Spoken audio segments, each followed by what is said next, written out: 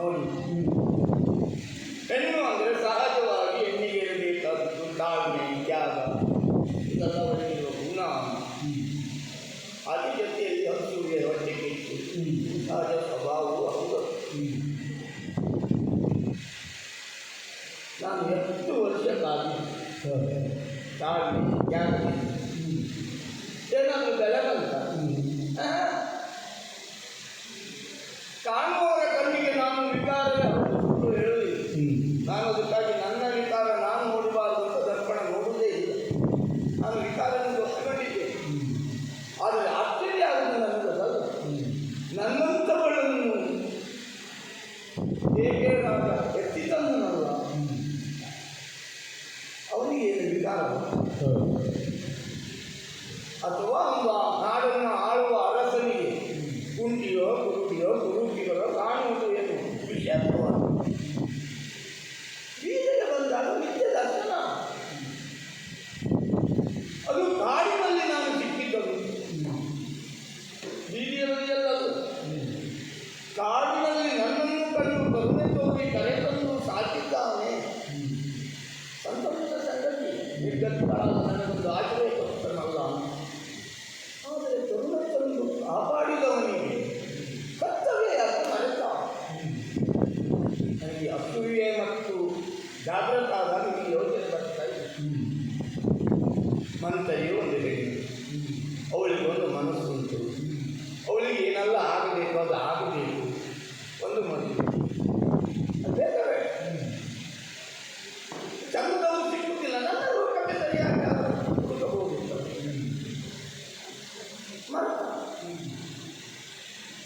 ಅವ ಮಾಡಿದ್ದೇನು?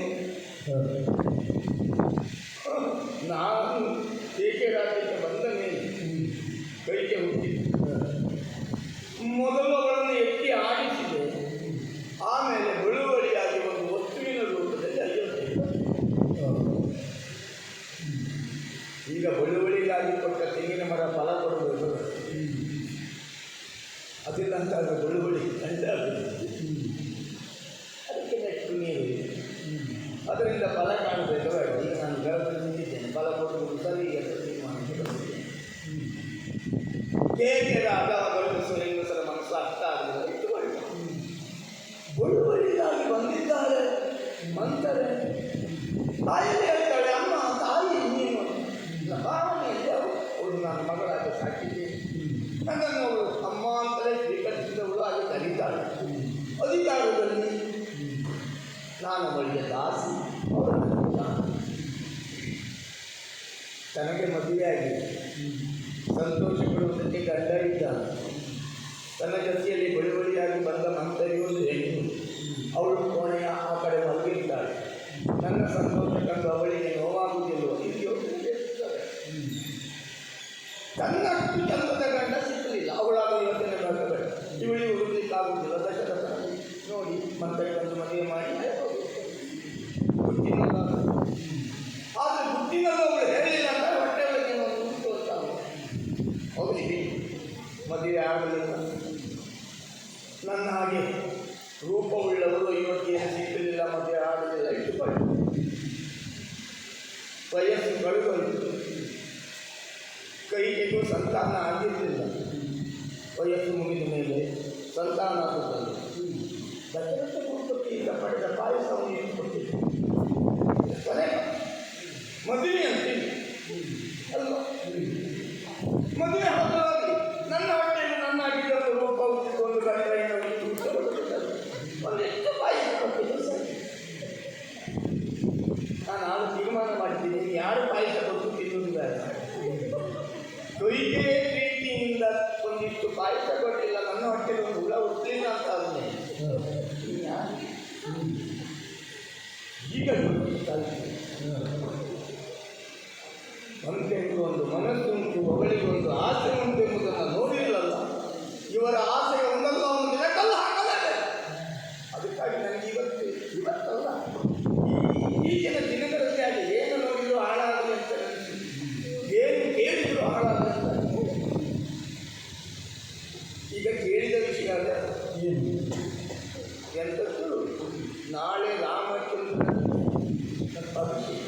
ಪಟ್ಟ. ನನಗೆ ಪಟ್ಟ ಇದು ಕೇಳಿದ್ರೆ ಇಷ್ಟ ಆಗಲಿಲ್ಲ. ಯಾಕೆ? ನನಗೆ ಕಷ್ಟ ಆಗ್ತದೆ ಅಂತಲ್ಲ, ಅಲ್ಲ ನನಗೆ ಇದು ಕಷ್ಟ ಆಗ್ತದೆ ಅಂತ ಭಯವೂ ಅಲ್ಲ, ಅದು ಆಗೋದಿಲ್ಲ ಆಗಲಿ. ಆದರೆ ಇದು ನನಗೆ ಇಷ್ಟ ಆಗುತ್ತೆ. ಯಾಕೆ? ಏನು ಕೇಳಿದ್ರು ಹಾಳಾಗಲಿ ಅಂತ. ಮತ್ತೆಂಥದ್ದು? ಮರೆಯಲ್ಲಿ ನಿಂತು ಕೇಳಿದರು. ಅಲ್ಲ, ಹೇಳುವವರಿಗಾದ ಒಂದು ಬುದ್ಧಿದೆ. ಕಣ್ಣು ಸರಿ ಇದ್ದವರು ನಾನು ಮರೆಯಲ್ಲಿ ನಿಂತು ಕೇಳಿದವರು ಅಂತ ಹೇಳಿದರು. ಆಗ ಎಲ್ಲಿ ಆಗ್ತದೆ? ಒಳಗೆ ಮಾತಾಡ್ತಾ ಇದ್ದವರು ಯಾರು ಅಂತ ನನಗೆ ಗೊತ್ತಾಗಿದೆ. ಕೋಣೆಯ ಒಳಗಡೆ ಮಾತಾಡ್ತಾ ಇದ್ದವರು ಅವರು, ಕೋಣೆಯ ಹೊರಗೆ ನಿಂತು ಕೇಳಿದವರು ನಾನು. ಈಗ ಮರೆಯಲ್ಲಿ ನಿಂತು ಕೇಳಿದ್ದು ನಾನು, ಮರೆಯಲ್ಲಿ ಕುಳಿತು ಆಡಿದ್ದವರು. ಅಲ್ಲ, ಆಕ್ಷೇಪ ಆಡುವುದಾದ್ರೂ ಒಂದು ಸಾಧ್ಯ ಇದೆ.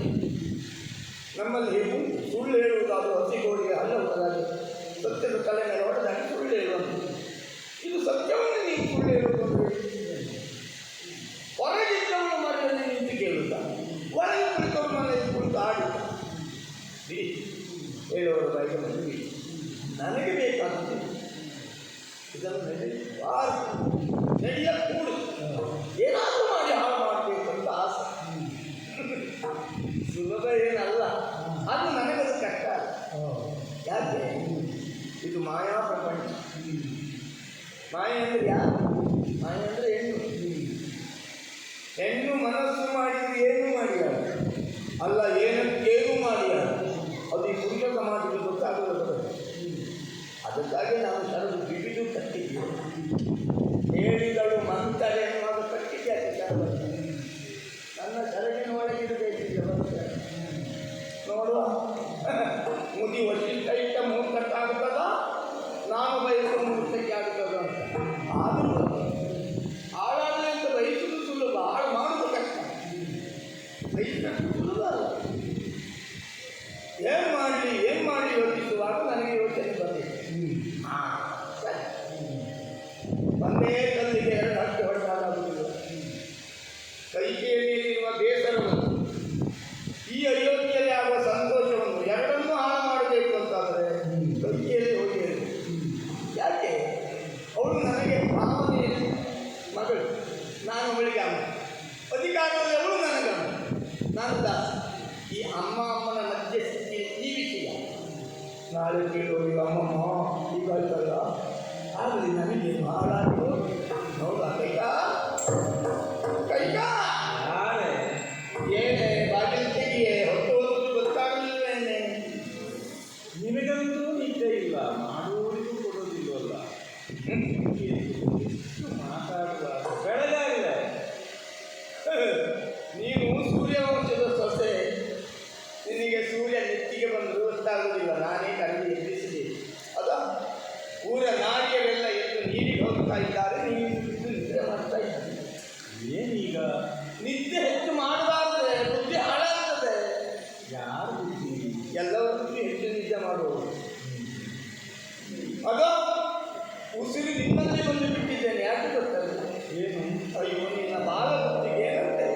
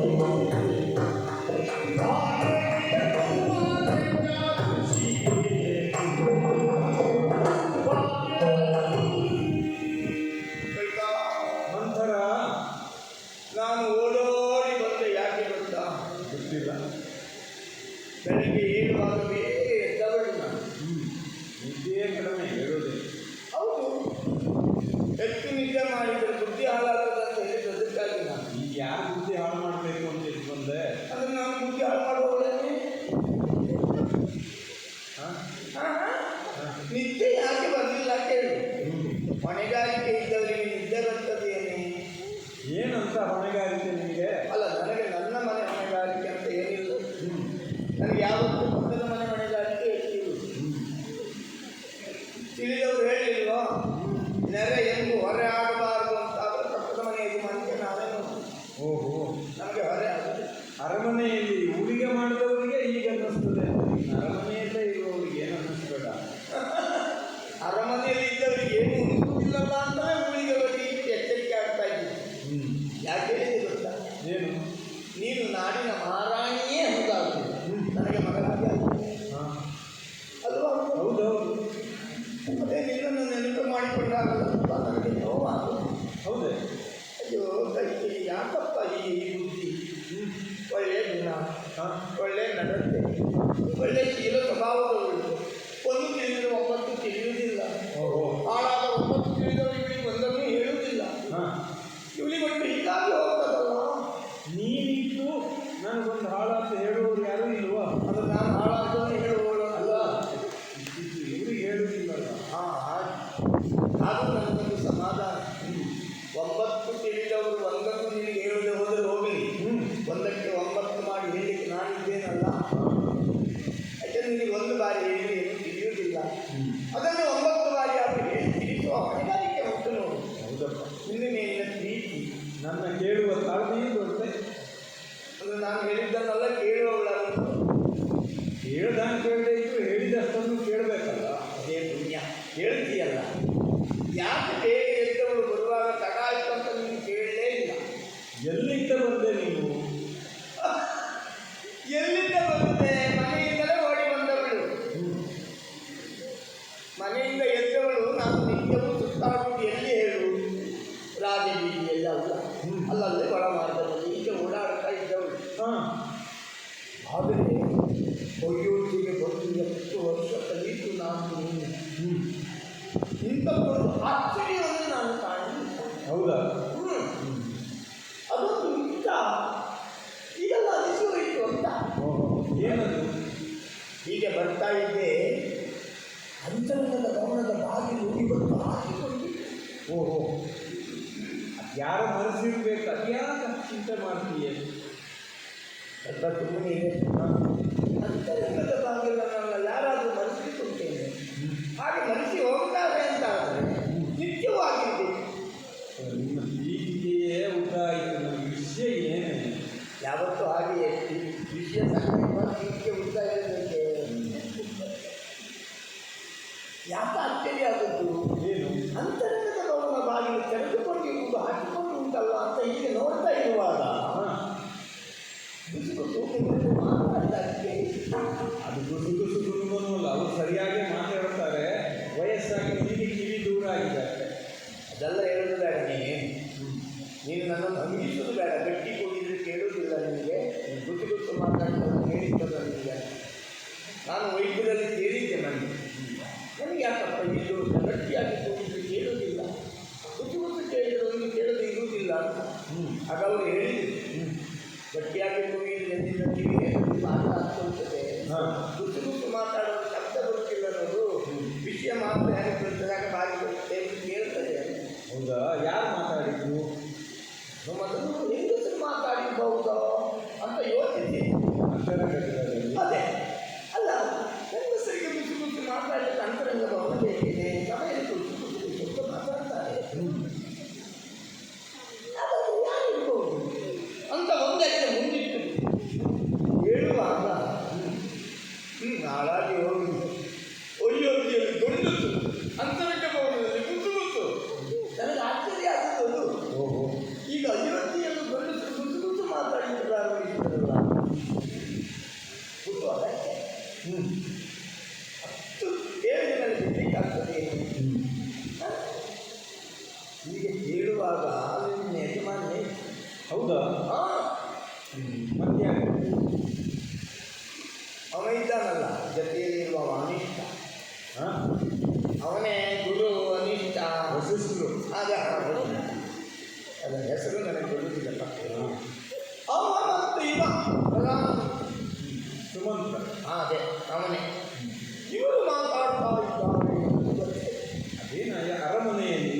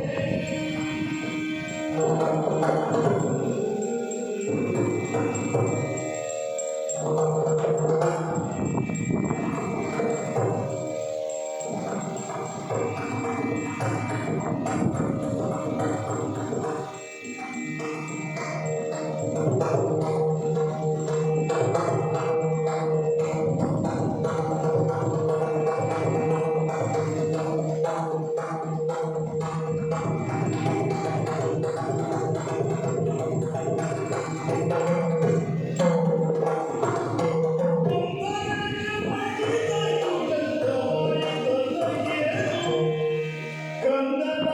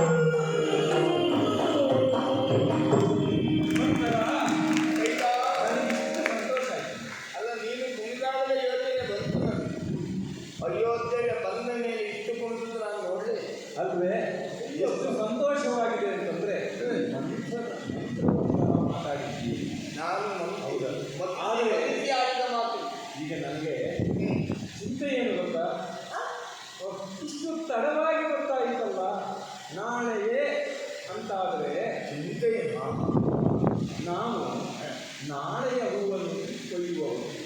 ಆ, ಹೌದು. ನಾಳೆ ಇದೆ ಅಂತ ಗೊತ್ತಿದ್ದಿದ್ರೆ ಆ, ನಿನ್ನೆಯೇ ತಿಳಿಯಬೇಕಿತ್ತು. ಹ್ಮ್.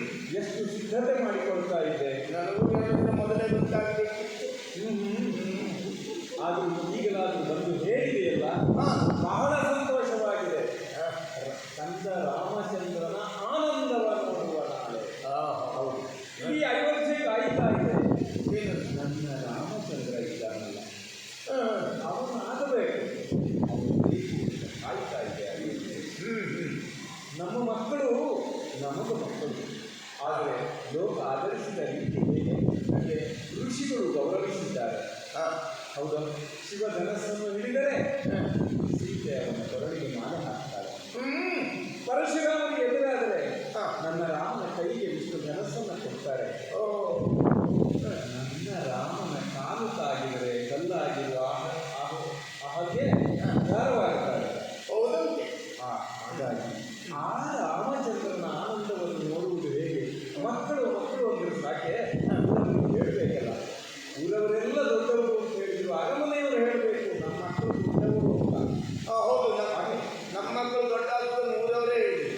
ಹಾಗಾಗಿ ಇಡೀ ಜಗತ್ತಿಗೆ ಹೇಳುವ ಒಂದು ಅವಕಾಶಕ್ಕಾಗಿ ಮಹಾರಾಜರು ಮನಸ್ಸು ಮಾಡಿದರಲ್ಲ, ವಸಿಷ್ಠರು ಸರಿ ಅಂತ ಹೇಳಿದರಲ್ಲ, ಸುಮಂತ್ರ ಒಪ್ಪಿದನಲ್ಲ. ಇಡೀ ಅಯೋಧ್ಯೆಗೆ ಆನಂದದ ವಿಷಯ. ಇಷ್ಟು ಬೇಸರವಾಗಿ ಹೇಳುವುದು ಯಾಕೆ? ಪಠ್ಯ ಸೆಳೆದು ನೇರವಾಗಿ ಹೇಳುವುದಾದರೆ, ಕೈಗ ಎದ್ದೇಳು, ನಾಳೆ ಉತ್ಸವ ಉಂಟು, ನೀನು ಮಲಗಿದ್ದೀಯಲ್ಲ, ಹೀಗೆ ಹೇಳುವುದು ಬಿಟ್ಟು ಇನ್ನೂ ಮಲಗಿದ್ದೀಯ. ಇದನ್ನೇ ನಾನು ನಿನ್ನಲ್ಲಿ ಸರಿಯೇ ಅಂತ ಕೇಳಿ ಓಡಿ ಬಂದಿತ್ತು. ಸರಿಯೇನೆ? ಎಂತ ಎಂತ? ಧರಣಿಯ ದೀಪ ರಾಮ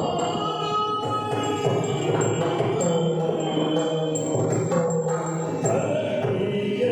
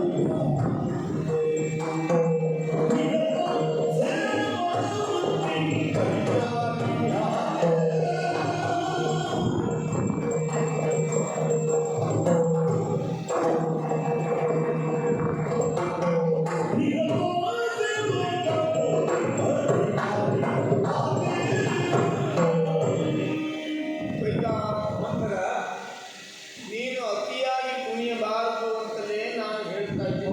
ನೋಡು, ನನ್ನ ಆನಂದದಲ್ಲಿ ಮರೆತಿದ್ದೆ. ಇಷ್ಟು ಒಳ್ಳೆ ಸುದ್ದಿ ತಂದಿದೆಯಲ್ಲ, ಇದು ಈ ಆಭರಣ ನಿನಗೆ ಇರಲಿ. ಹೌದು, ನಾನು ಯಾವ ಸೀರೆಯನ್ನು ಆಯ್ಕೆ ಮಾಡಿಕೊಳ್ಳಿ? ನಿನ್ನ ಯಾವ ಸೀರೆ ಉಡಬೇಕು ಅಂತ ನಾನು ಹೇಳ್ತೀನಿ. ಈಗ ನೀನು ನನಗೆ ಕೊಡುತ್ತಿದ್ದು ಆರವ ವಿಷಯ ಕೇಳಿದಾಗಲೇ ತೀರ್ಮಾನ ಮಾಡಿದ್ದೆ. ಎಲ್ಲರೂ ನಾನು ಹೊರಗೆ ಆಡಬೇಕು. ನಿನಗೊಂದು ಹೇಳಿ ಆರವ ಅಂತ ಹೊಡಿ ಬಂದೆ. ಓಹೋ, ನೀನೇ ಪ್ರೀತಿಯೋ 16 ವರ್ಷಗಳು. ನಾನು ಆನಂದದ ಹೊಳೆಯಲ್ಲಿದ್ದೇನೆ. ಅದೇ ಅತಿಯಾದಾಗ ಎಲ್ಲವೂ ಹಾಳಾಗ್ತದೆ ಅಂತ ನಿನಗೆ ಗೊತ್ತಿದೆ. ಇದು ಅತಿಯಾಯಿತು ಅಂತ ನಾನು ಹೇಳಿದ್ದು. ಇದು ಸರಿಯೇ ಅಂತ ಹೇಳಿ. ಅಂದರೆ ನಾನಿಷ್ಟು ಕುಣಿಬಾರ್ದಿತ್ತು ಅಂತ. ನೀನು ಕುಣಿಯುವುದಕ್ಕೆ ಕಾರಣ ನಾಳೆ ರಾಮನಿಗೆ ಪಟ್ಟ ಆಗುತ್ತದೆ. ಹೌದು, ಸಂತೋಷದ ವಿಚಾರ ಅಲ್ಲವೇ? ನಾಳೆ ರಾಮನಿಗೆ ಪಟ್ಟಾದ್ರೆ ಏನಾಗ್ತದೆ ಅಂತ ಅದು ಯೋಚನೆ ಮಾಡಿ. ಏನಾಗ್ತದೆ? ಮಹಾರಾಣಿಯಾಗಿ ಯೋಚಿಸುವಷ್ಟು ಬುದ್ಧಿ ನಿನಗಿಲ್ಲ. ಬಿಡು. ನೀವು ಊರಿನ ಸೊಸೆ, ಹಿರಿಯವರೆಲ್ಲ ಇದ್ದಾರೆ ಮಹಾರಾಣಿಯಾಗಿ ಯೋಚಿಸುವವರು. ಒಂದು ಮಗುವಿನ ತಾಯಿಯಾಗಿ ಅದು ಯೋಚನೆ ಮಾಡಬೇಕು. ನಾನು ಒಂದು ಮಗುವಿನ ತಾಯಿ ಅಲ್ಲ. ನಮ್ಮ ಮನೆಯಲ್ಲಿ 4 ಮಕ್ಕಳಿಗೆ ನಾವು ತಾಯಿಯಂದಿರು. ಅದಕ್ಕಾಗಿ ಹೇಳಿದ್ದು ಚಾರು ಶೀಲೆ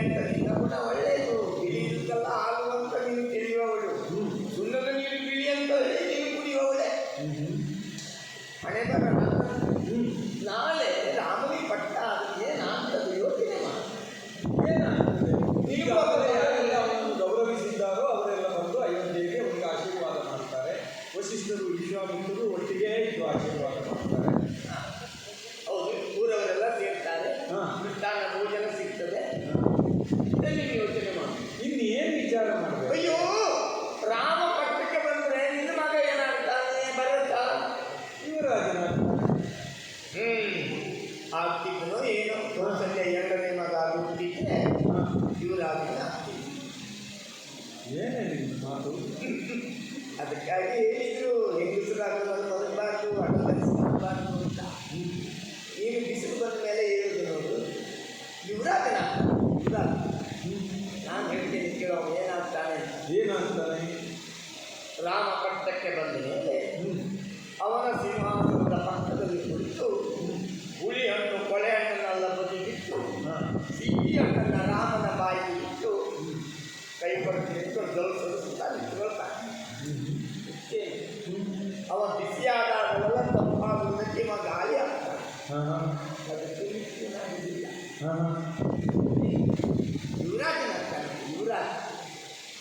ಹೋಗ್ಲಿ,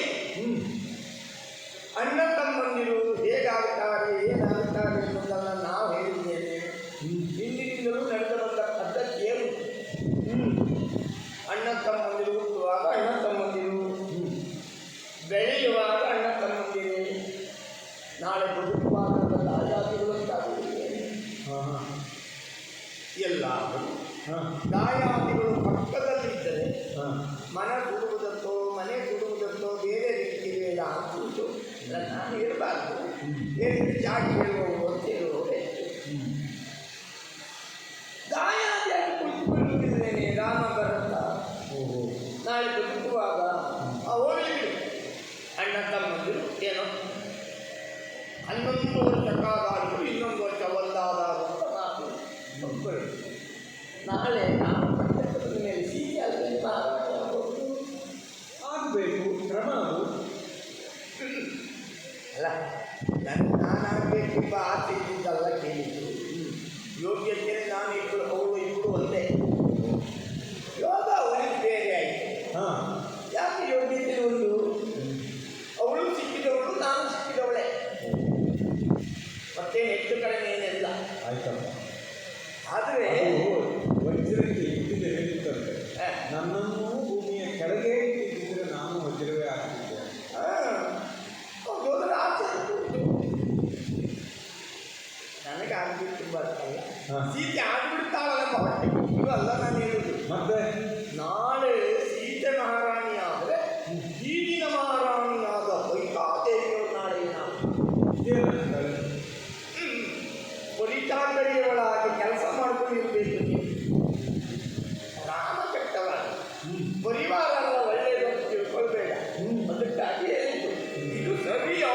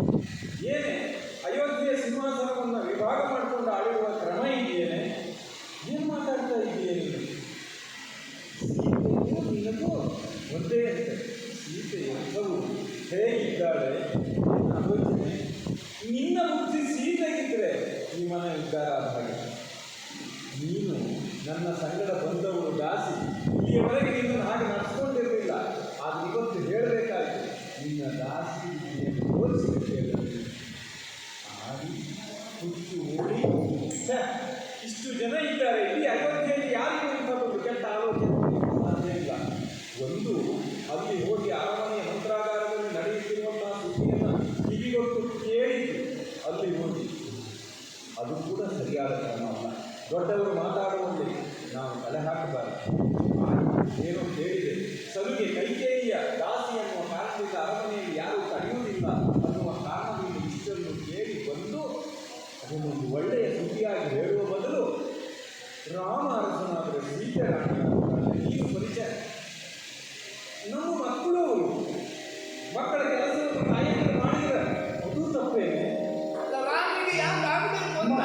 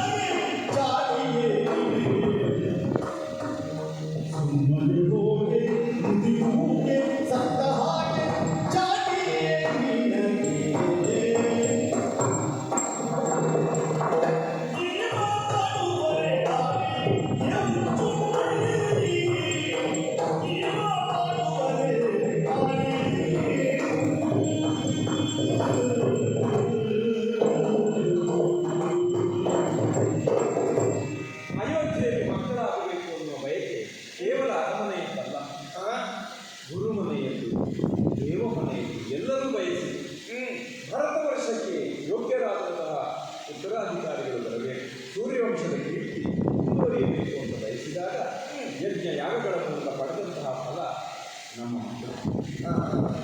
4 ಮಕ್ಕಳು ಅಂತ ಹೇಳಿದರೆ ಯಾರು ಏನು ಅಂತ ಕೇಳಿದವರಲ್ಲ, ಎಲ್ಲ 4 ನಮಗೆ ಮಕ್ಕಳು. ನಾವೆಲ್ಲರೂ 4 ಮಕ್ಕಳಿಗೆ ಹಾಲು ಕುಡಿಸಿದ್ದೇವೆ. 2 ತೊಟ್ಟಿಲು ಕಟ್ಟಿದ್ದು ನಾವು 4 ಮಕ್ಕಳಿಗೆ. ಅಲ್ಲದೆ ರಾಮ ಎಂಥವನೇ ನಮ್ಮ ರಾಮ. ನಾವು ಕೇಳಿದ್ದು ಭರತನಿಗೆ ಊಟವಾಗಿದೆ, ಲಕ್ಷ್ಮಣನಿಗೆ ಸ್ನಾನವಾಗಿದೆ, ಶತ್ರುಘ್ನನಿಗೆ ನಿದ್ದೆ ಬರುತ್ತೆ ಅಂತ ಅಲ್ಲವೇ ಅಲ್ಲ. ರಾಮನಿಗೆ ಊಟವಾಗಿದೆ, ರಾಮನಿಗೆ ಸ್ನಾನವಾಗಿದೆ, ರಾಮ ನಿದ್ದೆ ಮಾಡಿದ್ದಾನೆ ಅಂದರೆ ಉಳಿದವರು 3 ಅನುಸರಿಸ್ತಾರೆ. ಅದು ಪ್ರಾರಂಭದಿಂದ ಬಂದ ಕ್ರಮ.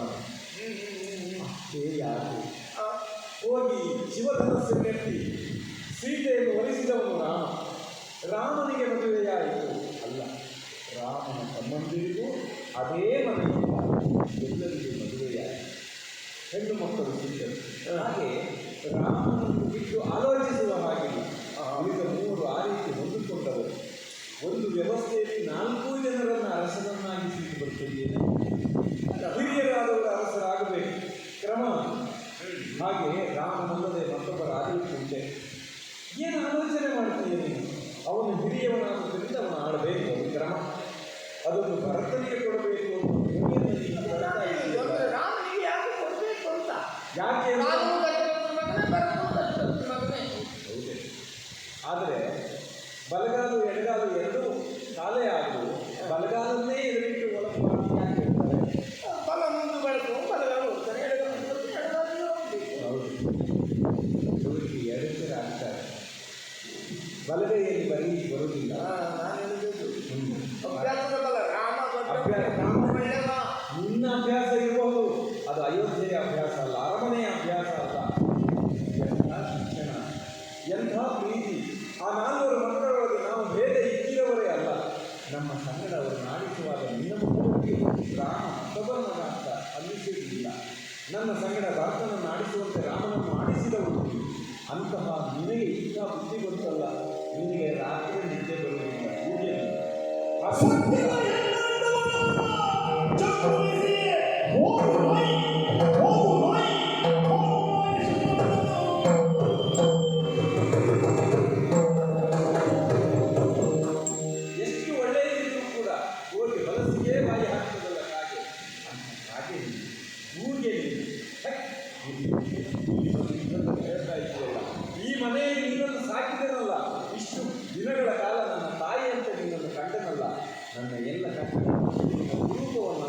ನಿನ್ನ ಒಳಗಿರುವ ತಾಯಿತನವನ್ನು ನಾನು ಗೌರವಿಸಿದೆ.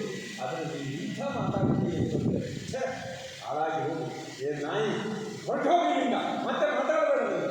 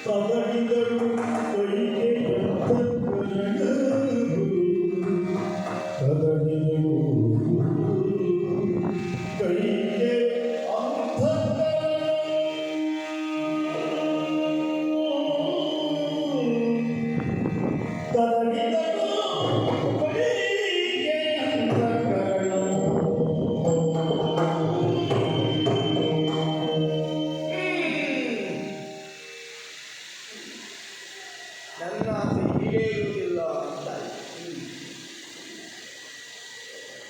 ದಾಸಿಯಾಗಿ ಬಂದು ನಾನು ಹೇಳಿದರೆ ನನ್ನ ಆಸೆ ಈಡೇರುವುದಿಲ್ಲ ಎಂದು ಸ್ಪಷ್ಟ.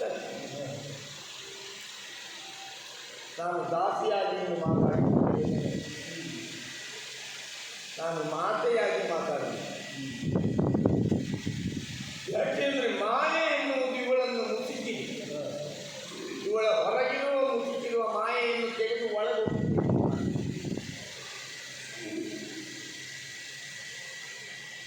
ಮಾಯೆ ಒಳಗೋಗಬೇಕು ಅಂತಾದರೆ ಮಾತೆಯ ಮಾತೆ ಆಗುವುದು. ಮಾತೆಯ ಮಾತಿಗೆ ಮಾತ್ರ ಮಕ್ಕಳ ಮನಸ್ಸು ಅರಳುತ್ತದೆಯಂತೆ, ಕದಡುತ್ತದೆ. ನಾನು ಮಾಯಾ ಮಾತೆಯಾಗಿ ಮಾತಾಡಿದರೆ ಮಾತ್ರ ನನ್ನ ಆಸೆ ಈಡೇರ್ತದೆ ಅಂತ ಹೇಳಿಲ್ಲಲ್ಲ.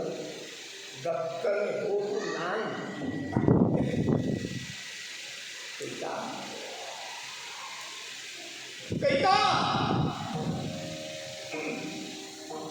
ಕತ್ತಿಗೆ ಕೈ ಹಾಕಿ ಹೊರದೂಡಿ ಕೋಣೆಯ ಬಾಗಿಲಾಕಿ ಮಂಚದಲ್ಲಿ ಮಲಗಿದ್ದೇನೆ. ನೀನು ಸುಖವಾಗಿರಬೇಕೆನ್ನುವುದೇ ನನ್ನ ಆಸೆ. ಆದರೆ ಒಂದು ಮಾತು ಮಗಳೇ, ನೀನು ಎತ್ತಿ ಆಡಿಸಿದ ತಾಯಿಯಾಗಿ ಮಾತಾಡ್ತೇನೆ, ಮತ್ತೆ ಏನಿಲ್ಲ. ಆಯ್ತಾ? ಕೋಣೆಯ ಬಾಗಿಲು ಹಾಕಿ ಬೇಸರ ಇಲ್ಲ, ಕಿವಿಯ ಬಾಗಿಲು ಮಾತ್ರ ಹಾಕ್ಬೇಡ. ಹೇಳಿದೆಯಲ್ಲ, ಮಕ್ಕಳು ನಾಲ್ವರೊಳಗೆ ಎಮ್ಮಳು ಕೇಳಿ ನಡೆಯುವಾಗ ನಾನು ಅಲ್ಲ, ನೀನು ಬೇರೆ ಇಕ್ಕಿದವಂತ ನಾನು ಹೇಳ್ತೇನೆ. ಬೇಗ ಇಕ್ಕುವ ಮನಸ್ಸಿದ್ದರೆ ಬಾಲ್ಯದಲ್ಲೇ ಮಕ್ಕಳನ್ನು ಕತ್ತಿಟ್ಟಿದ್ದೆ, ಭರತನೊಬ್ಬನನ್ನೇ ಬಿಡ್ತಿದ್ದೆ. ನಿನಗಷ್ಟು ಪ್ರೀತಿಯೋ ರಾಮನ ಮೇಲೆ ನನಗೂ ಅಷ್ಟೇ ಪ್ರೀತಿ ಉಂಟು, ನೀನು ಅಂಗಿಟ್ಟು ಬೇಡ ನನಗೆ. ಆದರೆ ನಾನು ಓದ್ತಿದ್ದೆ ಅತ್ತ ತಾಯಿಯಾಗಿ ಅಂತ ಹೇಳಿದರೆ ಏನು ಕಾದು ಹೂಗೆ ಹೋಗೆ. ನಾನು ಅಯೋಧ್ಯೆಯಲ್ಲಿ ಕಾಗೆ ಮೇಲೆ ಹಾರಾಡುತ್ತಿರುವ ಕಾಗೆ ಕೆಳಗಿರುವ ಹೊಲಸು ಮಾತ್ರ ಕಾಣ್ತದೆ. ಹಾಗೆ ಅಯೋಧ್ಯೆಯಲ್ಲೆಲ್ಲ ಸುತ್ತಾಡುವ ನನಗೆ ದಶರಥ ಭೂಪತಿಯ ಮನಸ್ಸಲ್ಲಿರುವ ಹೊಲಸು ಕಂಡಿತ್ತು. ನಾನು ಇಲ್ಲಿ ಬಂದು ತಕ್ಕಿದ್ದೆ. ಗೂಬೆ ಅಂತ ಹೇಳಿದೆಯಲ್ಲ, ಹೌದು, ನಾನು ಗೂಬೆ. ಎಲ್ಲವರು ಕಣ್ಣು ಮುಚ್ಚಿ ಕುಳಿತಾಗ ಗೂಬೆ ಕಂಡುಬಿಡ್ತದೆ. ದಶರಥ ಭೂಪತಿ ಮಾಡಿದ ತೀರ್ಮಾನಕ್ಕೆ ಎಲ್ಲರೂ ಕಣ್ಣು ಮುಚ್ಚಿ ಒಪ್ಪಿದ್ದಾರೆ. ನೀನು ತಲೆ ಹಾಕ್ತಾ ಇದ್ದಿ, ನಾನಾಗಲ್ಲ, ಗೂಬೆಯಾಗಿ ಪರಿಚಾರ ನೋಡಿದ್ದೇನೆ. ಯಾಕೆ ಹೇಳಿದೆ ಗೊತ್ತಾ? ಬೇಡ ಎನಿಸಿದವಳು ನಾನಲ್ಲದೆ ನಿನ್ನ ಯಜಮಾನ ನನಗೆ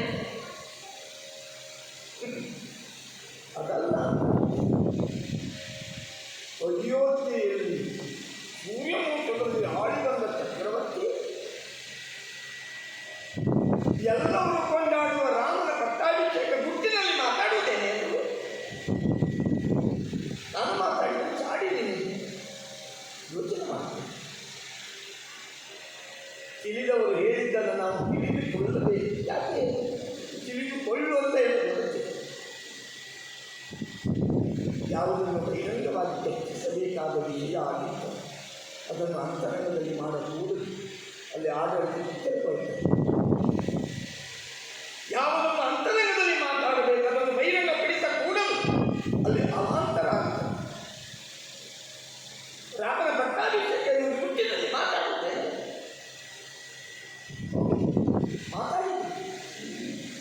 ನೀನು ಹೇಳ್ತಿದ್ದಲ್ಲ ನಾವು ಬೇರೆ ನಿನ್ನ ಮಗ ಊರಲ್ಲಿದ್ದಾನೆ.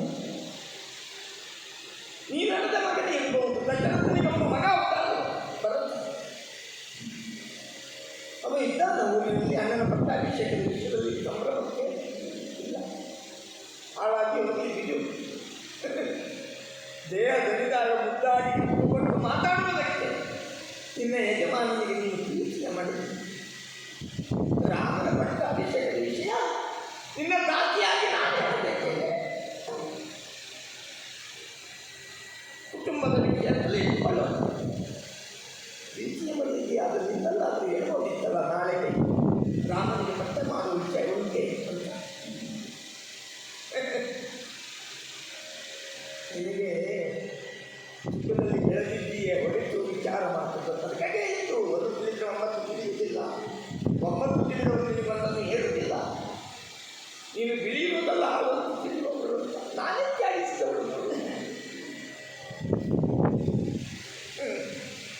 ಹೇಳ್ತೀಯಲ್ಲ ಕೇಳ ಕಾಣುವವರ ಕಣ್ಣಿಗೆ 3 ಮಡದಿ ದಶರಥನಿಗೆ 4 ಮಕ್ಕಳು. ದೇಹ 3 ಮನಸ್ಸು 1. ನಿನ್ನ ಮನಸ್ಸು ವಿಶಾಲವಾದದ್ದು. ನಾನು ಕಂಡ ಬಳಿ ನೀನಾಡದ ಮಗ ಭರತ ಉಳುತ್ತಿರುವಾಗ ಭರತನನ್ನು ನನ್ನ ಕೈಯಲ್ಲಿ ಇಟ್ಟು ನಗುತ್ತಿರುವ ರಾಮನನ್ನೇ ಧ್ಯಾನಿಸಿದವು. ಪಕ್ಕದಲ್ಲಿದೆ ಅದೇ ನಿನ್ನ ವಿಶಾಲವಾದ ಮನಸ್ಸಿಗೆ ವಿಷ ಸಿಕ್ತದೆ. ಕೈ ಕಾಕಂತನಾಗೆ ತೆಗೆದಿದ್ರೆ ಯೋಚನೆ ಮಾಡಲಿಲ್ಲ. ರಾಮ ಕೆಟ್ಟವ. ನಾನು ಈ ಕ್ಷಣದಲ್ಲಿ ರಾಮನನ್ನು ದೂಷಿಸುವುದಿಲ್ಲ. ಆದರೆ ರಾಮನ ಸುತ್ತ ಇರುವವರನ್ನು ಒಳ್ಳೆಯವರು ಅಂತ ಭಾವಿಸಲಿಕ್ಕೆ ಕೈತ ಕೌಶಲ್ಯಕ್ಕೆ ಅವಳ ದುರ್ಬುದ್ಧಿ ದುರ್ಗುಣ ನಿನಗೆ ಇನ್ನೂ ಗೊತ್ತಾಗಲಿಲ್ಲ. ಯೋಚನೆ ಮಾಡಿದ್ದೀನಿ. ಬಾಲ್ಯದಲ್ಲಿ ರಾಮ ಆಟದಲ್ಲಿ ಅಂಗಳದಲ್ಲಿ ಆಡುತ್ತಾ ಇತ್ತು. ಆಡುತ್ತಿರುವ ರಾಮನಿಗೆ ಬಾಣಂಗಳದಲ್ಲಿರುವ ಚಂದ್ರ ಕಂಡಿತು. ಚಂದ್ರ ಬೇಕು ಅಂತ ಹಠ ಮಾಡಿದ್ದು. ಹಠ ಮಾಡುತ್ತಿರುವ ರಾಮನನ್ನು ಸಂತೋಷಪಡಿಸುವುದಕ್ಕಾಗದೆ ಅಯ್ಯೋ ರಾಮನನ್ನು ಸಂತೋಷಪಡಿಸುವವರು ಅಯೋಧ್ಯೆಯಲ್ಲಿಲ್ಲವಲ್ಲ ಅಂತ ದಶರಥ ರೂಪತಿ ಚಟಪಡಿಸಿದ್ದು. ಅದನ್ನು ಕೇಳಿದ ನಾನು ರಾಮನಿಗೆ ಕನ್ನಡಿಯಲ್ಲಿ ಚಂದ್ರನನ್ನು ತೋರಿಸಿ ಚಂದ್ರನನ್ನು ಕಂಡು ರಾಮ ಸಂತೋಷಪಡುವ ರಾಮನನ್ನು ನಾನೇ ಆಡಿದನು. ಮುದ್ದಾಡುವುದಕ್ಕೆ ಹೋದರೆ ನಂತರ ರಾಮ ನಾನು ನಡೆದ ಮಗ ಮುಟ್ಟಿದರೆ ಯಾಕುತ್ತೆ ಅಂತ ಕೌಶಲ್ಯ ಕತ್ತೆತ್ತಿ ಕಂಡರಿಸಿದವು. ನಾನು ಬಿಡು ಮುದಿ ನಾನಿಲ್ಲಿ ದಾಸಿಯಾಗಿ ಬಂದನು. ಬಳುವಳಿಯಾಗಿ ನೀನು ಆಗಲಿಲ್ಲ. ಅಂದು ನನಗೇನು ಅವಮಾನ ಆಯಿತು, ಕಣ್ಣೀರಾಗಿದೆ. ನಿನ್ನ ಬುಡದಲ್ಲಿ ಬಂದು ನಿಂತೆ. ನೀನು ಹಾಗೆ ಬಂದರೆ ಈ ಮನೆಯ ಮಹಾರಾಣಿಯಾಗಿ ಬಂದವಳೆ ಹೊಸದು ದಾಟಿದವಳು. ಅಂದು ನನಗಾದ ಅವಮಾನ ನಾಳೆ ನಿನಗಾದರೆ ಯಾರೇ ಹೋಗಿದ್ದಾರೆ. ನಾನು ಹೋಗ್ತೇನೆ ಬಿಡು. ಇದು ನನ್ನ ದಾಸಿತನಕ್ಕೆ ಯಾರಾದರೂ ಕೈ ಮಾಡಿ ಕರೆದಾರು ಬಾ ನಂತರ ನಾಳೆ ನಿನಗಂತೆ ಆದರೆ ಯಾರಿದ್ದಾಗತ್ತೆ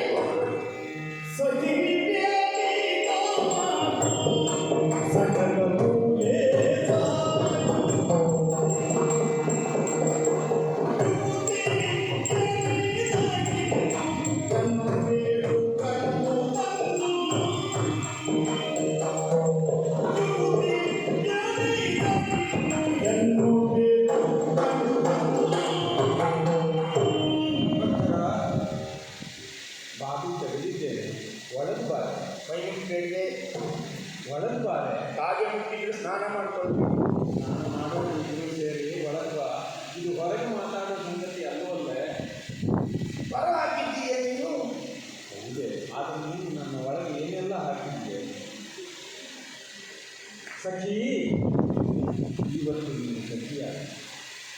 ಹೌದಲ್ಲ, ನಾನು ಮೈ ಮರೆತಿದ್ದೆ. ನನಗೆ ಕಲ್ಪನೆಯೇ ಇಲ್ಲ. ಭರತ ಇರಲಿಲ್ಲ, ಅವನಿಗೊಂದು ಕರೆಯೇ ಇಲ್ಲ. ಇಷ್ಟು ಸಂತೋಷದ ಸಂಗತಿಯನ್ನು ಗುಟ್ಟಿನಲ್ಲಿ ಮಾತಾಡಿದರಲ್ಲ, ಯಾರ್ಯಾರು ಬರಲಿದ್ದಾರಂತೆ ಅಯೋಧ್ಯೆಗೆ. ಆದರೆ ನನ್ನ ನಡೆಯೇ ಇಲ್ಲ ಅಂತಾದರೆ ಏನು ಇರಬಹುದು ಇದು? ಹೌದು, ನಮಗನ್ನಿಸುತ್ತದೆ. ಆದರೆ ಅರಸರು ನಿರ್ಣಯ ತೆಗೆದುಕೊಂಡಾಗಿದೆ, ವಸಿಷ್ಠರು ಮುಹೂರ್ತವನ್ನಿಟ್ಟಾಗಿದೆ, ಆಮೇಲೆ ಸುಮಂತ್ರ ಸಿದ್ಧತೆಗೆ ತೊಡಗಿಯಾಗಿದೆ. ಅರಮನೆಯ ನಿರ್ಣಯವನ್ನು ಬದಲಿಸುವುದಕ್ಕೆ ಸಾಧ್ಯವೇನೆ? ನಾವು ಈಗ ಏನು ಮಾಡಿದರೂ ಅದೇನು ಸಾಧ್ಯ? ನಿನ್ನೆ ಮೆಚ್ಚಿ ನಿನಗೆ ಆನಂದದಿಂದ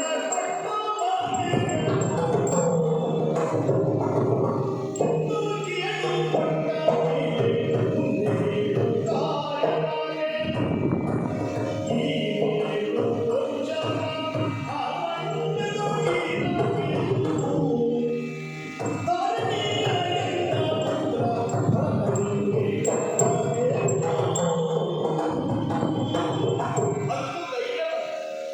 ನನಗಲ್ಲ, ನಿನಗೆ ಬರಬೇಕು ಅಂತ ಹೇಳುವುದು ನಾನು. ಏನು ಮಾಡಬಹುದು? ಬುದ್ಧಿ. ಮುಂದೆ ಏನು ಮಾಡಬೇಕು ಅಂತ ಯೋಚಿಸುವಾಗ ಹಿಂದೇನಾಗಿದೆ ಅಂತ ಅವಲೋಕಿಸಿದ್ರೆ ಆಯ್ತಪ್ಪ, ಸುಲಭ. ಹಿಂದೆ ಏನಾಗಿದೆ? ಅದಕ್ಕೆ ನಿನಗೆ ನೆನಪು ಹೋಗುವುದು. ಯೋಚನೆ ಮಾಡು. ನೀನು ದೇವಲೋಕಕ್ಕೆ ಹೋಗುದು, ಹಾಂ, ದಶರಥನ ಭೂಪತಿ ಜೊತೆಯಲ್ಲಿ. ಹೌದು. ಅಲ್ಲಿ ಶಂಬರಾಸುರನಿಗೆ ಅವನಿಗೆ ಯುದ್ಧ ಆದದ್ದು. ಓ, ಯುದ್ಧದಲ್ಲಿ ನಿನ್ನ ಯಜಮಾನ ಕೈ ಕೊಟ್ಟದ್ದು, ನೀನು ಸಹಾಯ ಮಾಡಿದ್ದು ಮಾಡಬೇಕಲ್ವೇ? ಅಲ್ವಾ? ಹಾ. ಆ ಗಳಿಗೆಯಲ್ಲಿ ದೇವಲೋಕದ ಮಾನವನು ನಿನ್ನ ಯಜಮಾನರ ಪ್ರಾಣವನ್ನು ನೀನು ಕಾಪಾಡಿದ್ದು, ಅದನ್ನು ನೆತ್ತಿ 2 ವರ ತಪ ಅಂತ ಹೇಳಿದ್ದು. ಗೊತ್ತಿಲ್ಲ. ನೀನು ನನಗೆ ನೀನೇ ವರ, ನನಗೆ ಯಾಕೆ ವರ ಅಂತ ವೈಯಾರ ಮಾಡಿದ್ದು. ಅದು ನಿನ್ನಲ್ಲಿ ಇರಲಿ ಅಂತ ಹೇಳಿ ಅದು ಇದೆಯೇ? ಅದನ್ನೇ ಹೇಳ್ತೀಗ. ಆ 2 ವರವನ್ನು ಇಂದು ನೀನು ಬಳಸಿಕೊಂಡ್ರೆ ನಿನ್ನ ಆಸ್ತಿ ಇರ್ತದೆ, ಭರತನಿಗೂ ಪಟ್ಟ ಆಗ್ತದೆ. ಈಗ ನನಗೆ ಕಥೆ ನೆನಪಾಯಿತು. ಅದನ್ನು ಬಳಸಿಕೊಳ್ಳೋದು ಹೇಗೆ? ಆ 2 ವರದಿಂದ ಏನು ಕೇಳಿ? ಅಯ್ಯೋ, ಒಂದಿದ್ರೆ ಸಾಕು, 2 ಇತ್ತು. ಅದು ನೀನು ಕೇಳಿದ್ದೀಯಲ್ಲ, ಹಾಳಾಗಬಾರ್ದು, 2 ವರವನ್ನೇ ಬಳಸಿಕೊಳ್ಳು. 1ನೇ ವರಕ್ಕೆ ಹಾಂ, ನಾಳೆ ನಡೆಯುತ್ತಿರುವ ರಾಮನ ಪಟ್ಟಾಭಿಷೇಕದ ಅದೇ ಮುಹೂರ್ತಕ್ಕೆ ಭರತನಿಗೆ ಪಟ್ಟ. ಹಾಂ, 1ನೇ ವರ ಆಗ್ತದೆಯೇನದು? ಕೇಳಿದ್ರೆ ಆಗಬೇಕು. ನಿನ್ನ ಯಜಮಾನ ಬಂದು ಕೇಳಬೇಕು ನಿನ್ನಲ್ಲಿ, ಆಗ್ತದೆ ಅಂದರೆ. ಮತ್ತೊಂದು ವರ? 2ನೇ ವರ, ಹಾಂ, ನಾಳೆ ಪಟ್ಟಾಗಲಿಕ್ಕಿರುವ ರಾಮ ಹಾಂ, 14 ವರ್ಷ ವನವಾಸಕ್ಕೆ ಹೋಗಬೇಕು. ಕಳಿಸ್ಲಿಕ್ಕಾಗ್ತದೆಯೇ? ನೀವು ಹೀಗೆ ಹೇಳಿಕೊಂಡು ಕುಂತು ಏನು ನಿಮಗೆ ಕಳಿಸಬೇಕು, ಹೋಗ್ಬೇಕು. ಅಲ್ಲ, ಕೇಳುವುದಿದ್ರೆ ಹೇಗೆ? ನೀನು ಇಲ್ಲಿ ಇರಬಾರ್ದು. ಈ ಅಂತರ ಈ ವಿಧಾನದ ಪ್ರಯೋಜನವೇ ಇಲ್ಲ. ಹಾಗಿದ್ರೆ ದಶರಥ ಮಹಾರಾಜರಲ್ಲಿ ಯಾವತ್ತು ಗಂಡಸರಲ್ಲಿ ನಮ್ಮ ಅಪೇಕ್ಷೆ ಈಡೇರಿಸಿಕೊಳ್ಳಬೇಕಾ? ಹಾಂ, ನಿನಗೆ ಮದುವೆ ಆಗುವ ಅನುಭವ ಕಂಡೆ. ಗಂಡಸರೇ ಹೆಂಗಸರು ಇದ್ದಕ್ಕೆ ಬರಬೇಕು. ಅವ್ರು ಬರಲಿಕ್ಕೆ ಈಗ ನಾಳೆಯೇ ಪಟ್ಟೆ ಕಟ್ಟುವುದು ಅಂತಾದರೆ ಆಗಲಿ, ಎಲ್ಲಿ ಸಮಯ ಇದೆ ಪಟ್ಟದ ಸಿದ್ಧತೆ ಎಲ್ಲ ನಡೀಲಿ. ಇಂದಲ್ಲ ನಾಳೆ ಅಂದ್ರೆ ಏನು, ಬರ್ತಾನೆ, ನೀನಲ್ಲಿ ಹೋಗ್ಬೇಕಾಯ್ತು. ಹೌದಾ? ನೀನು ಬರಲಿಲ್ಲ ಅಂತ ಒಬ್ಬರಲ್ಲ ಒಬ್ಬರು ವಿಚಾರಿಸ್ತಾರೆ. ಗುಟ್ಟು ನಡೆದಿದೆಯಲ್ಲ, ಅದು ಓಟಗಲ್ತದೆ. ಹಾಗಿದ್ರೆ ನೀನು ಇಲ್ಲೇ ಇರೋ ಸ್ವಲ್ಪ ಸುಮ್ಮನೆ ನಾನು ಹಾಕಿಬಿಡ್ತೇನೆ. ಲೋಕಾಗಾರಕ್ಕೆ ಹೋಗಿ ಇಲ್ಲಲ್ಲ, ಹಾಂ, ಅಲ್ಲಿ ಹೋಗಿ ಈ ಆಭರಣನೆಲ್ಲ ಬಿಚ್ಚಾಡು. ಹಾಂ, ಈ ಸಾಗಿ ಹೇಳಿದೆಯಲ್ಲ ಯಾವ ಸೀರೆ ಉಟ್ಟುಕೊಳ್ಳುವುದು ಅಂತ. ಹಾಂ, ಆ ಕಪ್ಪು ಬಣ್ಣದ ಸೀರೆ ಆ ದಿನ ನಾನು ಉಟ್ಟಿದ್ದೇನೆ, ಅದನ್ನು ಇವತ್ತು ನೀನು. ನಿನ್ನ ಕಂಡಾಗ ಏನಾಯ್ತು ಅಂತ ನಿನ್ನ ಯಜಮಾನ ಹೇಳಿದೆ. ಹಾಂ, ಹಾಗೆ ನೀನು ನಡೆದುಕೊಂಡೇ ಇರ್ತಾರೆ. ಆದರೆ ಇದಿಷ್ಟು ಕಾಯುವ ಆಗ್ತದೇನೆ? ಹಾಗೆ ಹಾಗೆ ಆಗ್ತದೇನೆ? ಆಗ್ತದೆ.